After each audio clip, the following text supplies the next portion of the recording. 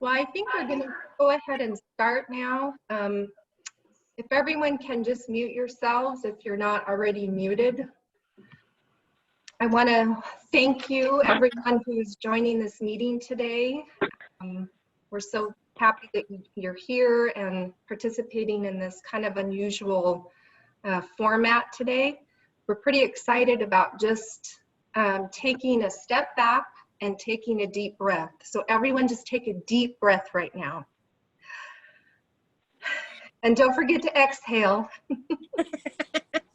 And we're just going to talk. We have a few kind of questions lined up, but if, you know, free form, we can do free form too.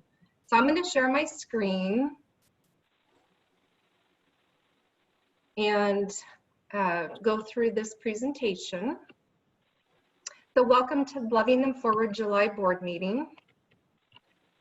Can you see my screen? We sure can. Why can't I advance to the next slide, Benjamin? You probably have to click straight on the PowerPoint, not on your Zoom screen. So I just want to reintroduce the Loving Them Forward Board of Directors. We have Christina Keys, who's the president and co-founder. Myself, I'm the marketing chairperson. Debbie Russell is the treasurer. Linda Melton is the new vice president. Lori Massey is the new secretary. And Michael Harding is the veteran chairperson. Some people could not be on the meeting today. Dick Halverson is helping his brother move down in somewhere on the coast. Dean Memmering, Laura, and Joey are all our advisory council members.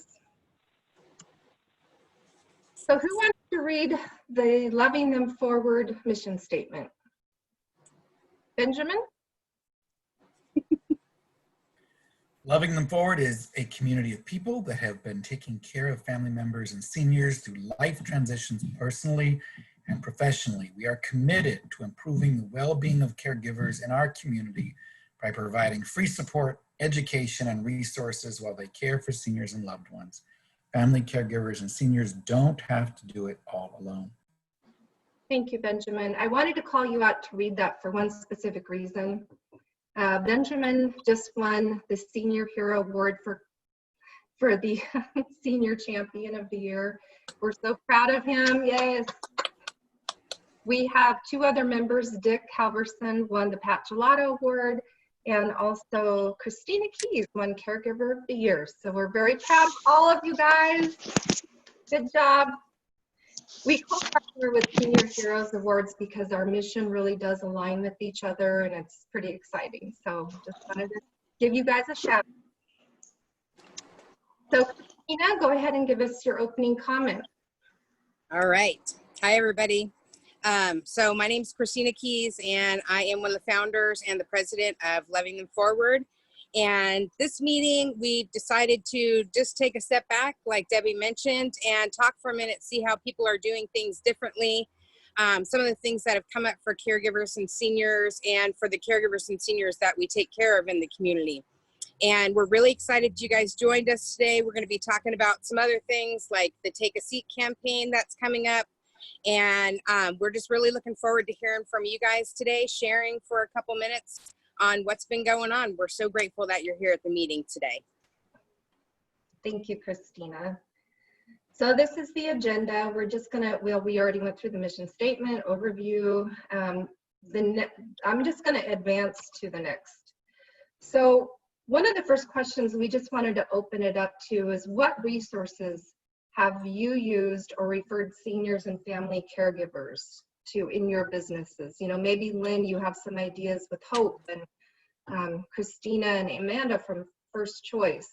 So I'll just open it up with the first question, and go ahead and unmute yourself and just tell us your name and company and give us your information.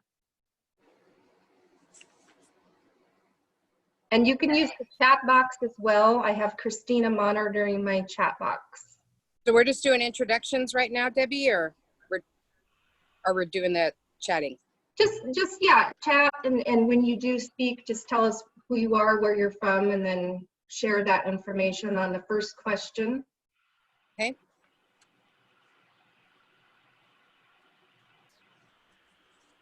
Anyone? I can start. Okay.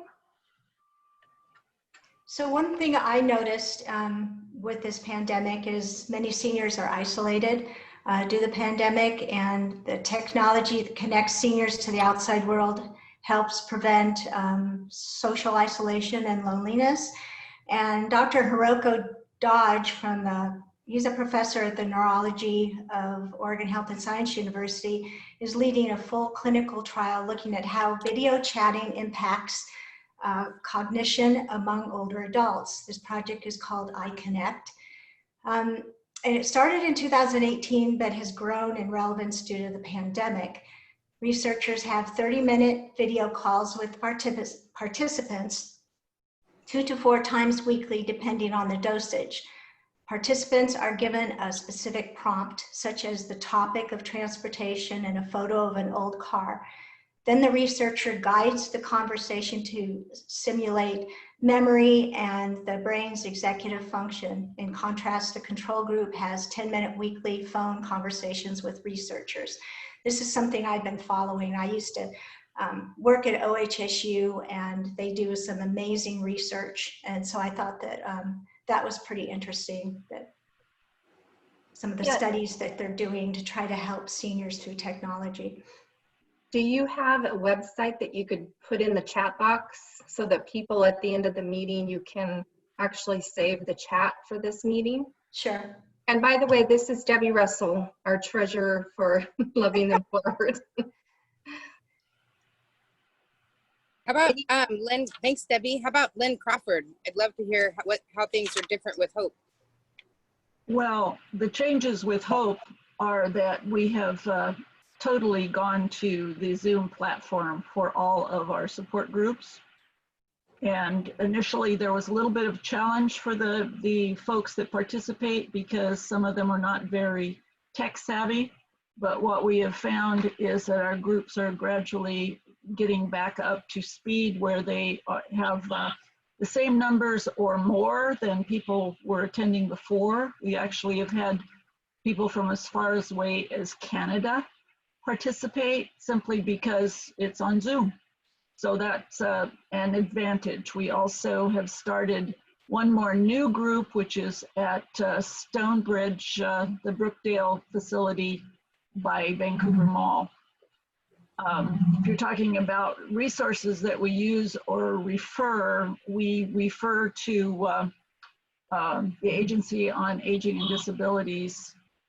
I feel like almost every meeting that I have with my group, that comes up because they are really a clearinghouse for resources and have been incredibly helpful to our folks.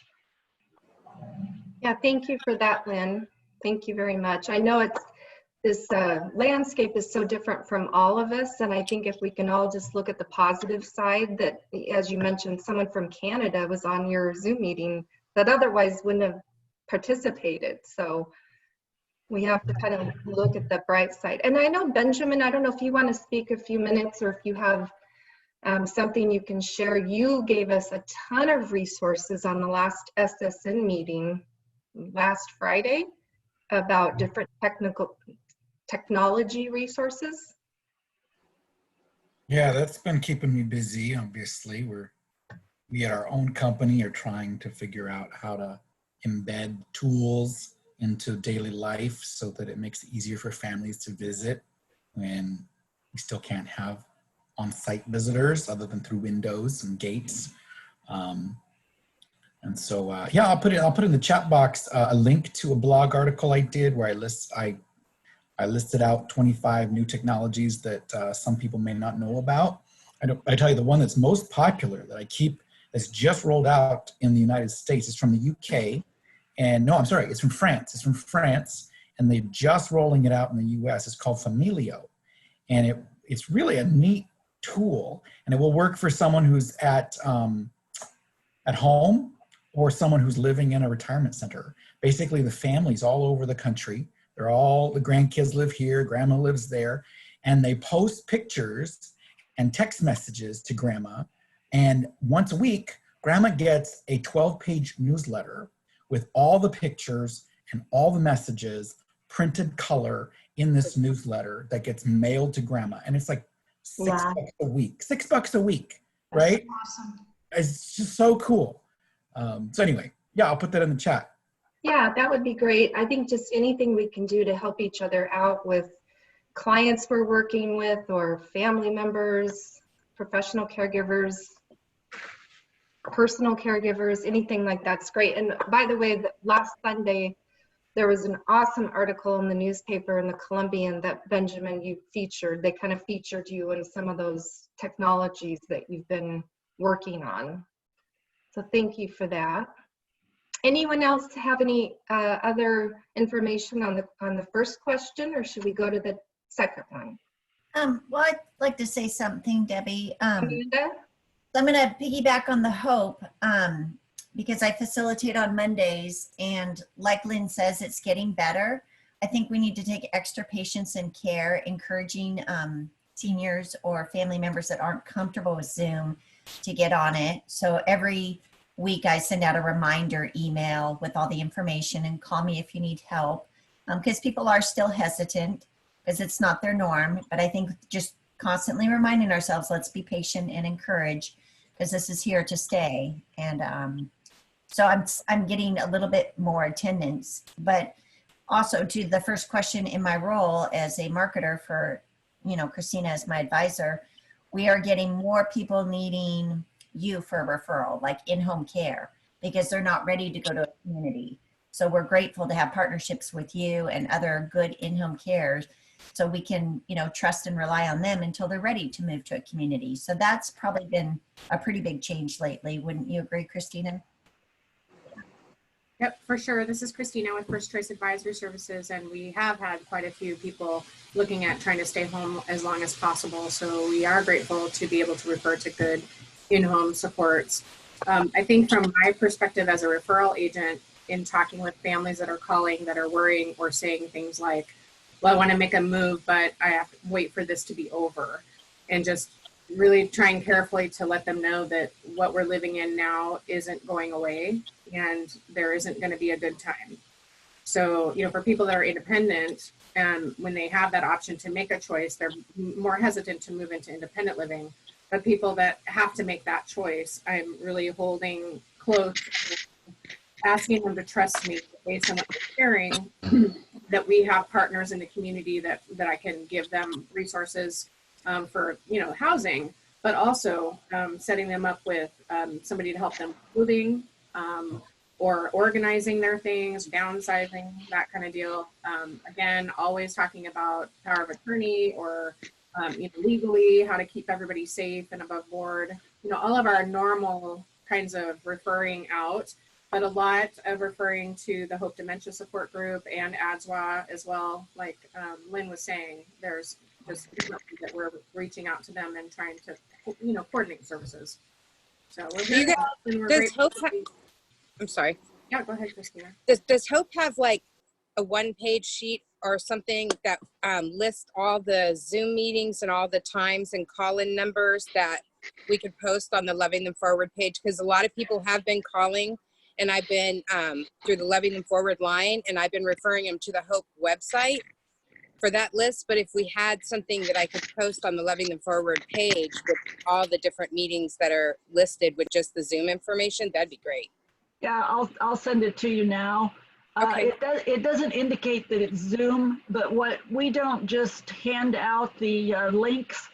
So what we ask that people do is to actually call the facilitator to get the link from them. Then they automatically, then they have an idea that somebody new is going to be coming. Okay. So I'll send that to you, Christina, now. Thank you. Yeah, and I wanted to just remind everyone, Loving Them Forward is about, the members that we have vetted. So obviously keep those in mind. And I know everyone has their other resources, which is great. But just keep in mind, we have Heather Norton, an attorney who's great, helping with, legal documents, and Bill Cullen. Hello. Hi.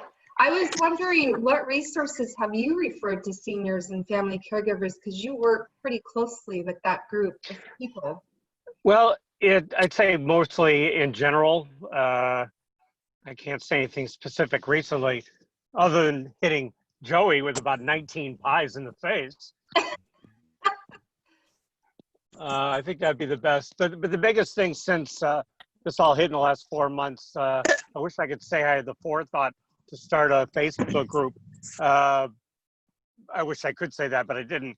But I'm glad that I did, because it gave me a way to provide another online support group besides my one with Hope, with my other one with Alzheimer's Association. And some of you may know it's reached people all over the country in most of the states and provinces and on 6 continents, which is really cool. And they're being really supportive of each other. Yeah, it's really cool to see that kind of thing going on.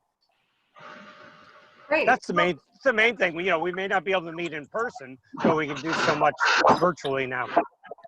Yes, exactly. And if any of these topics and questions we're talking about today, if you think, tomorrow or next week down the road, you can always just send us an email at lovingthemforward@gmail.com. Someone has But you feedback. mentioned like Heather, I had a one-on-one with her not too long ago, so I have a really good idea of how's the best way to work with her. So that's a good example as well. Yeah, I would say, if you're not sure about a resource, always, go to our website for the resources, or call Christina at that number, or email. And if we don't have a resource, we can help look it up. Ooh, there's some feedback going on. I'm not sure who it is. Yeah, just if you're not speaking, if you could mute yourself, that'd be awesome. I think Linda's trying to get on. Hi, Linda. Hello. Hi, Linda. Hello. Let's move to the next question so that we have time for all of these and everyone to talk. Benjamin actually, he suggested these are topic questions to talk about. Has anyone been reading any books or blogs or going on websites or webinars that have been helpful during the pandemic that you want to share? I just need to give a shout out to Everyday Caregivers with Elizabeth Lee Bradley, who came and spoke at the Caring for the Caregiver event. Her Facebook page has a ton of information. She has a blog that she does. And then there's another national caregiver association called Caring Across Generations that also has a lot of great information about the way they're trying to support caregivers as well. So those are 2 of my favorites. Those are the ones that I'm constantly on. Anyone else have anything they've been doing? Christina, the other thing you've been on, who is the famous person that does sort of an inspirational weekly or monthly talk? Oh, there's a lot of those, but your 30-day the 30-day challenge. What's going on, Joey? What are you saying, sir? I said, I think she's talking about your 30 days of affirmations, daily affirmations. Yeah, absolutely. Yeah. Yep. Actually, there's a local gentleman, Ian, I'm sure you guys know him, with VIP Photo. And he started up a group for a 30-day Flip the Switch challenge. And it basically, we're doing affirmations and gratitudes and talking about, accomplishments, and all of that mindset stuff has just been really helpful. I've been sharing a lot of that content because especially during the pandemic, we have a lot of time to think, and we can have a different emotion every couple of minutes. And so it's good to keep, yes, Ian Mannheimer, is that how you say his last name? I just call him Ian Mann. So, but it's on Facebook. It's 30 days, 30 seconds, flip the switch challenge. And it's very good for keeping your mindset in alignment with having a great day. Yeah, I think that's very important for us personally, to have some sort of outlet for self-care. And that's really what that's about, because if we're not taking care of ourselves, we can't really fully take care of the clients or patients or, those folks that we're looking after. So I think that's a really good resource. Maybe Christina, you could put it in the chat box. So if Yep. people are interested in that, just put more than Ian man, Ian the man. It's the, yes. Switch. So yeah, anyone else have any books, blogs, websites that have been helpful to you personally or professionally?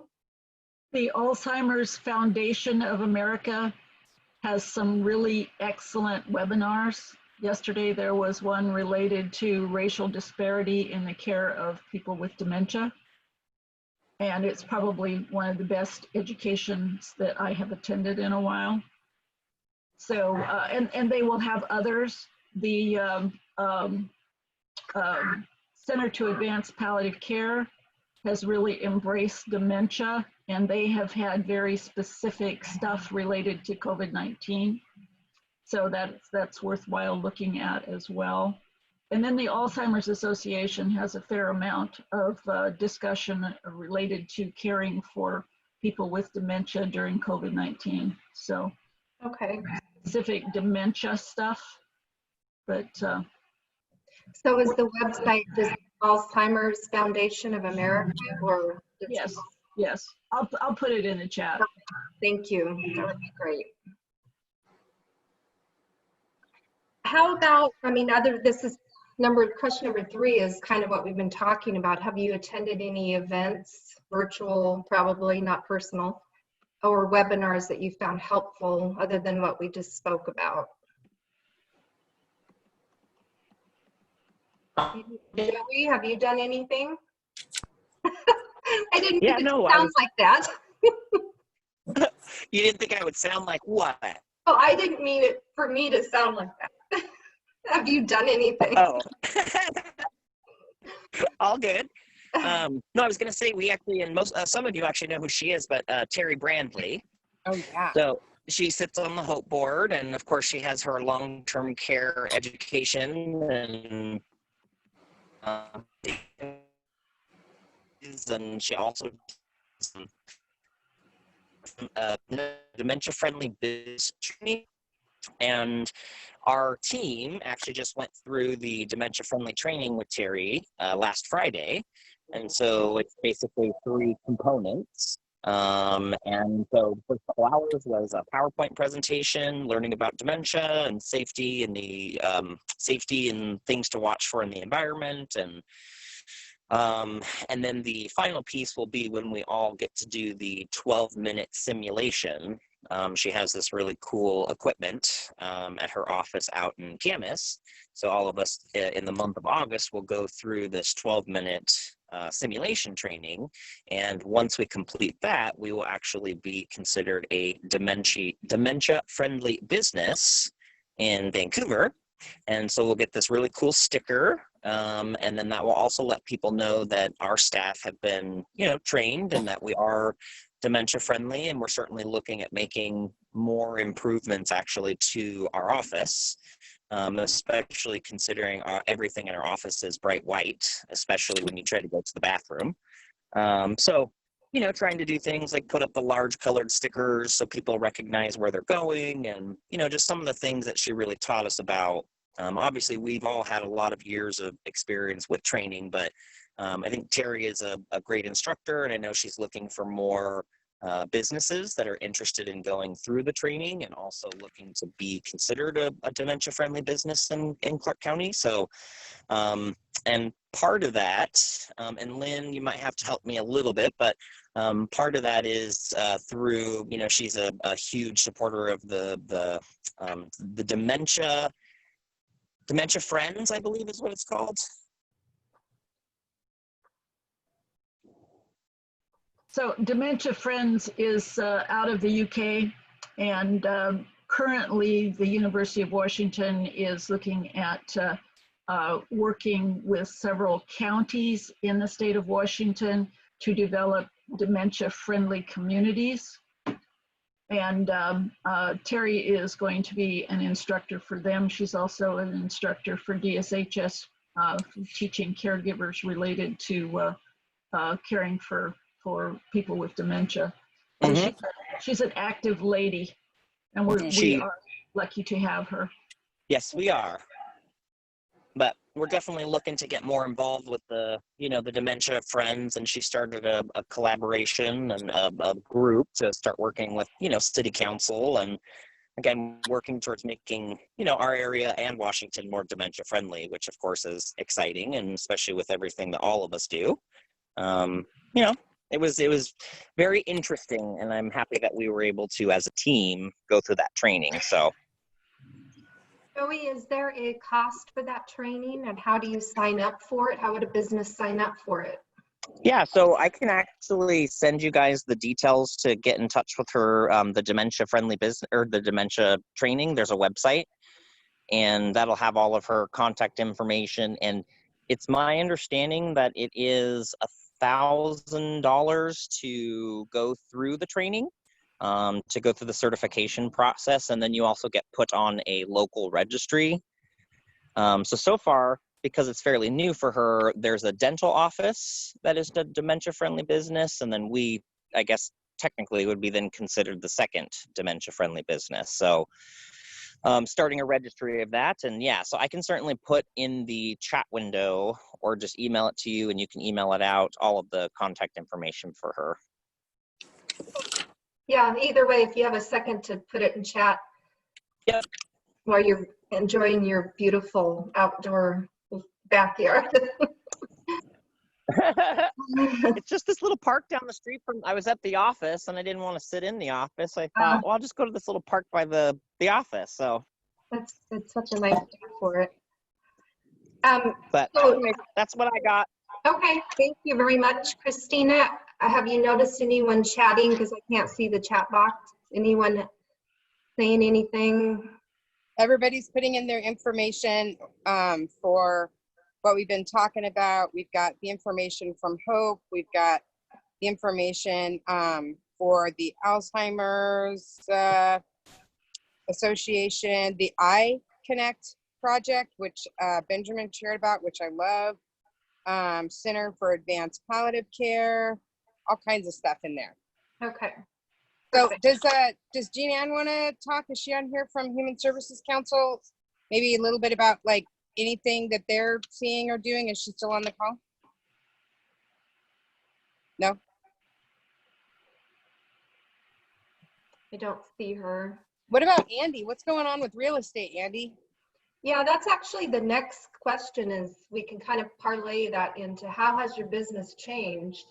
And you can add on to any of these questions we've already presented. So yeah, Andy, tell us about real estate, and Debbie. And Debbie and Michael. And Michael. Yeah, it's going gangbusters. We have a month of inventory, probably a little bit less than that, but that's what the latest stat is. There's just not a whole lot out there. Prices are continuing to rise and interest rates are awesome.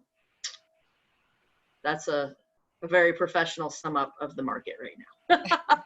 That's what I've been finding as well. I've been steadily busy throughout the year, and of course using all of the mandated COVID requirements.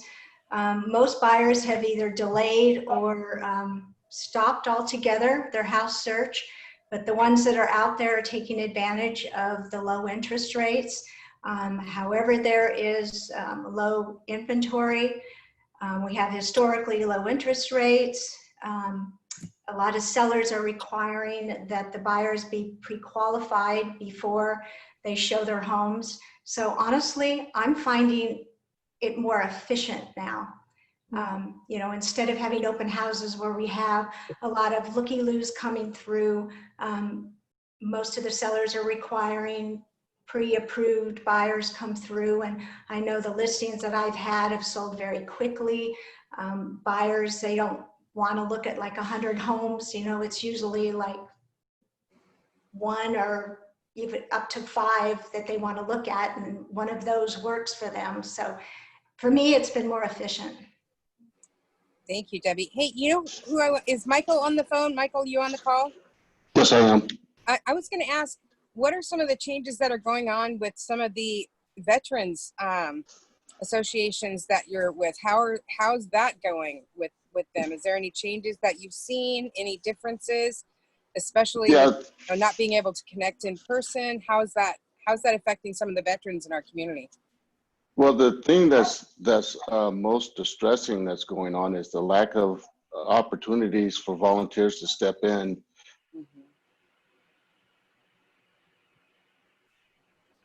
and help out with like volunteer twice a month.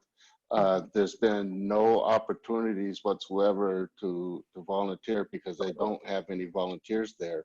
Yeah. There's limited medical attention that's being given right now. So it's just a mess. It really isn't good for the veterans right now.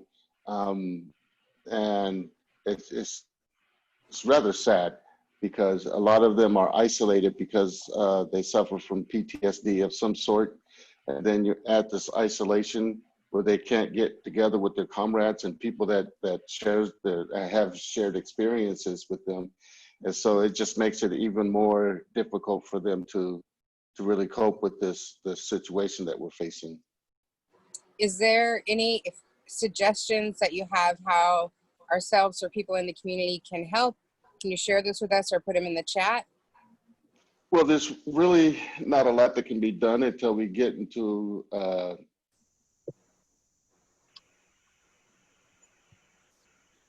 phase 3. It's all dependent upon what we're allowed to do in terms of gatherings and being there to support one another. The social distancing is something that we have to take into consideration. So you can't really assist them up, by carrying groceries for them, for example. Just that's for example. But you really can't help them with the social distance requirement, war era and the Vietnam era. So they're older and they have a compromised immune system. So it's just making it very, very difficult to really reach out to them. But that presents a greater opportunity to assist them. So Christina, I'd like to get with you in the next few days and figure out a way to make that happen. Yeah, we can do that. Absolutely. I'd love to.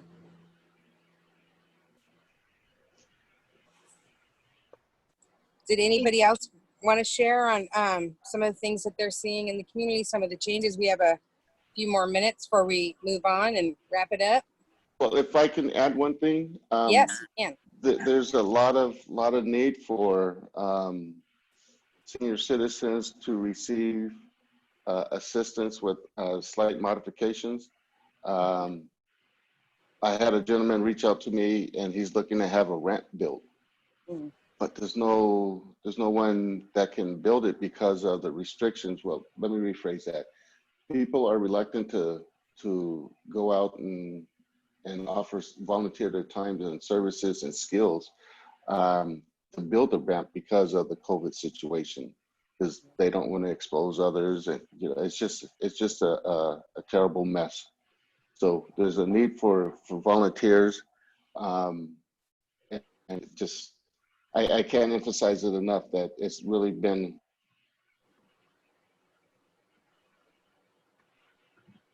troublesome.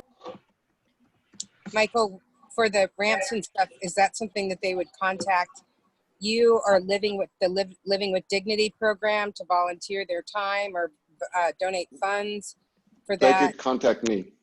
Okay. Perfect. Thank you. Michael, how about food resources for the veterans? Are we talking about people who are homeless or in shelters? Well, the veterans that are homeless are in shelters. There's a Clark County Veterans Assistance Center that they can go to off of Columbia, just south of Mill Plain on Columbia. And there's a pantry there that they can get food items from. But if they are home, that the standard Meals on Wheels organizations similar to that, churches, other nonprofits, the food bank would be a great place to go to. But just overall, even if the veteran has a home, or let me rephrase that, is not homeless, they can still go to the Clark County Veteran Assistance Center that I spoke of earlier, and get items from there. Okay. Well, one of the reasons I'm asking is that Home Instead Senior Care started this flash food drive. It's been about 2 months now. And so we went through all the Home Instead offices in Portland, and then our office. We donated to Meals on Wheels and Clark County Food Bank. And then Joey, I tagged Joey, and he got a bunch of food together and donated to Share. And then he tagged Lacey at the Hampton, and so she's putting together a food drive right now. And I don't think she has designated a recipient yet, so I can let her know maybe to donate to the veterans. Yeah, just please have her contact me. My affiliation with the Clark County Veterans Assistance Center is only because I'm a member of the Clark County Veteran Advisory Board, and one of our functions is to allocate money for the Assistance Center, the Veterans Assistance Center. And so I don't have her number right in front of me, but I can provide the number to the president of the Clark County Veterans Assistance Center. If somebody wishes to donate. And they're a 501c3, so any contributions would be deemed tax deductible, and they'll get a receipt for anything donated. Okay. All right. Well, I'll let them know if they haven't chosen a recipient yet. Good. Tell them, please. Good information, guys. Before I pass it back on to Christina, I think the last question is, how has caregiving changed you? I don't know if we have any caregivers on the phone, professional or personal.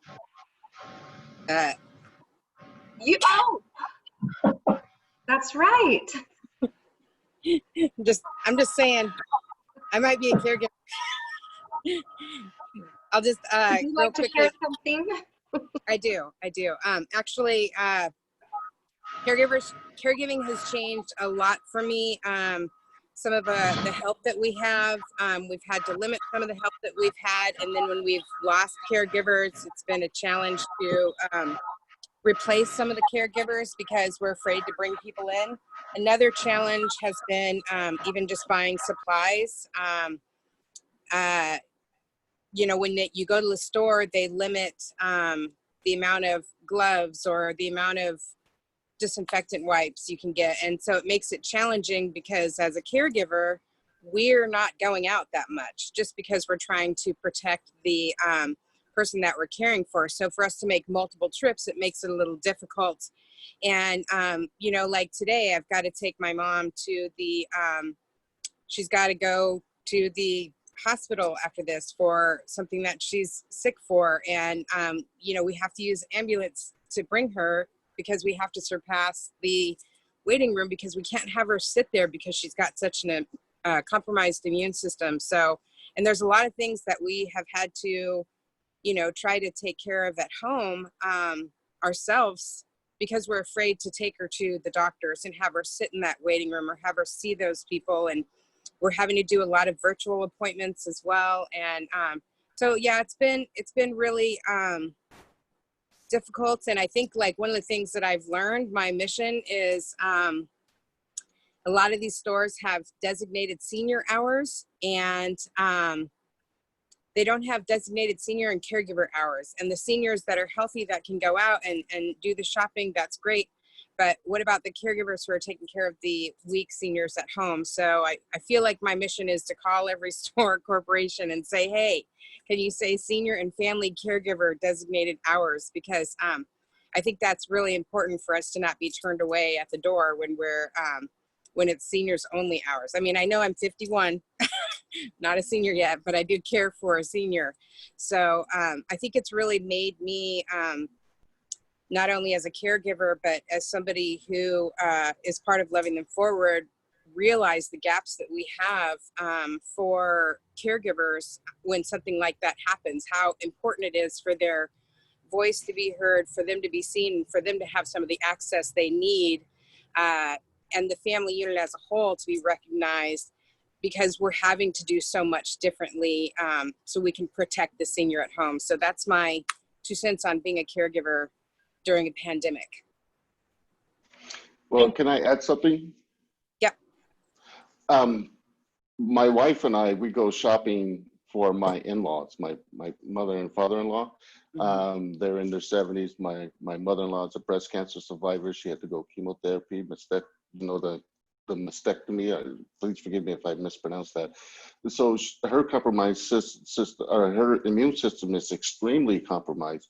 And so if I go shopping for her, I go during those senior hours, and I just explain to whomever's there that this is for a senior citizen that's a cancer survivor, that's, that severely compromised immune system. And I have never been turned away.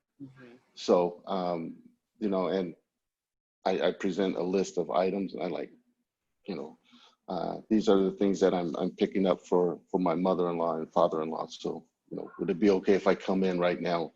And like I said, I've never been turned away. So I think if you just explain, have a caregiver explain that they're there for a senior citizen that's unable to come in because of a severely compromised immune system, then they should be allowed to shop for them. Some stores are better than others at that. So, which I'm glad that some stores have that flexibility. So, but we're all. Plus, they don't want this guy to get mad at them. I know. Well, I should just bring you on my side shopping for mom. So. Hey, Christine, that reminds me, I am going to Costco this afternoon. You want me to get a box of gloves for you? I need gloves and disinfectant wipes, anybody, but all right, that's all what my personal caregiver needs. So, all right, let's move on to the campaign that Christina's going to talk about, called Let's Take a Seat. All right. Some of you have heard about Take a Seat.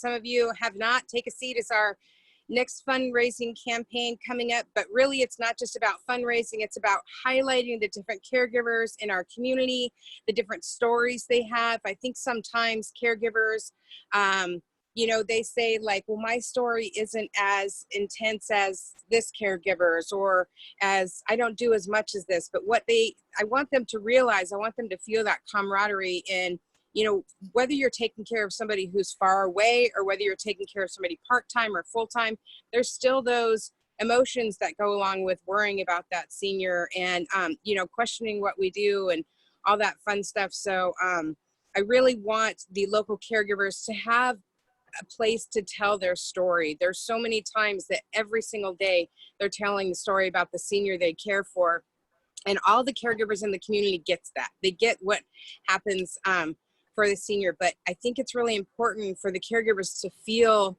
that they're not alone. And that's really what this is about, is for them to say, like, I feel like that too, I'm not alone, and really help them redefine normal as a caregiver, because I think it helps caregivers to just take a minute and, oh yeah, that's normal, So we've been blessed with Monroe and Kent, which is a beautiful luxury furniture store out of Chicago, who we've picked out some fabulous chairs that we will be auctioning off. We will have the caregivers tell their story in a video, and then we'll be auctioning off the chairs, not only chairs for us to sit in, but also some cute high-end pet beds, or not pet beds, or pet couches. And you should be seeing something for that coming in August. So we would appreciate if you would share about that, especially that moment that the caregivers are finally able to be heard. I think that's really going to be, I'm really excited about the fundraising, because as you know, during a pandemic, it's hard for nonprofits to raise funds. But what I'm most excited about is just for a minute, for those caregivers to have a place for them to be heard and tell their story where they're not invisible. So when those stories come up, if you could just share them and celebrate those caregivers and, let them come out from behind the scenes and be a hero for a minute. Yeah, so we're really excited about that. Yes, and if anyone knows of a caregiver, so maybe Lynn, maybe one of you on the call, if you know someone who might be interested in being interviewed, let Yeah, me Lynn, know. that would be great. We still need like 3 caregivers. I know we still need Lynn. So yeah, and different kinds of caregivers. You know, we'll have a professional caregiver. We'll have a caregiver for somebody with dementia that, you know, takes care of full time. Somebody takes care of part time. I really want some diversity in those stories. So if you know caregivers that you think would be okay with sharing their story, they don't need to be great on camera or anything. They just need to share their story and talk about them. Great. Okay. Any questions about that campaign? So they will show up at a certain place at a certain time and sit in the chair. Is that correct? Yes. Yes, and we'll record it. We'll have it on our YouTube channel, on our Facebook page, and then we'll also, of course, highlight the chair and do the fundraising portion also. But those videos will be on our Facebook page and YouTube page, hopefully LinkedIn as well. Is there a Yes. specific day this is happening, or are you coordinating with the caregiver? We're going to be doing this over the next few weeks. So hopefully we'll be able to launch at least one of those videos during the next monthly meeting. Yeah. The chairs are being delivered to my house.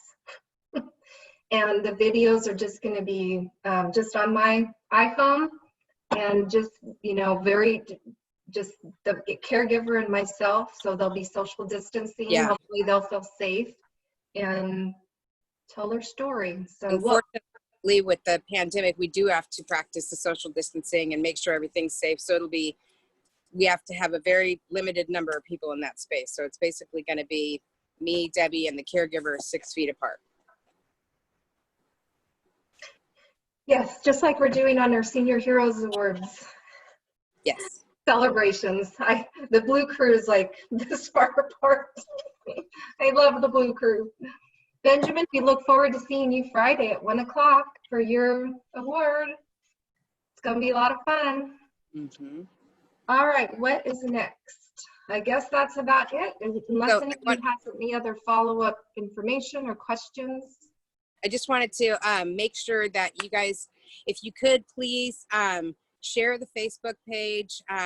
So obviously we're sharing your information on there. So the more the Facebook page is shared, the more access you guys are going to get about your information as well. If you could like us on Instagram, also like us on LinkedIn. I think it's very important. LinkedIn, you wouldn't think that we would need to be on LinkedIn, but there's a lot of professionals in the community that are caregivers and who are trying to work full-time and support their family, and they don't know where to go for resources. So if you could like us on LinkedIn as well and share that information. If you could go to the next slide, Miss Debbie.